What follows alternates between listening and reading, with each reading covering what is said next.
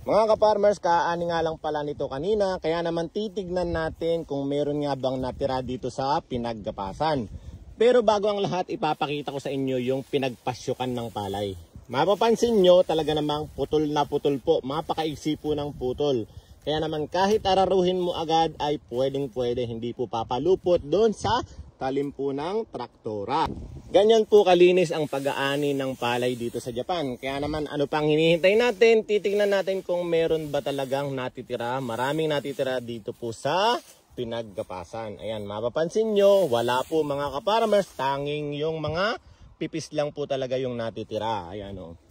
Hawiin po natin ang hawiin. Ayan o. Wala po tayong makikitang natira. Kaya namang walang sayang ang mga bawat butil ng ating aanihin. Hindi sabay-sabay ang pag-aani dito, kaya naman mapapansin nyo may mga berde pang palay. Walang problema sa tubig mga ka-farmers dahil napakalakas po ng patubig dito. Ayan po oh. Unlimited water po yan. Ayan oh. Kahit gaano karami po ang ilagay nyo sa bukid nyo, walang problema. Ani lang nito mga ka-farmers, pero dito nila nilagay ang ipa. Wala talagang sayang, lahat nagiging fertilizer po dito sa Japan. Kaya naman medyo mataba-taba talaga ang lupa dito. Maraming salamat mga ka-farmers!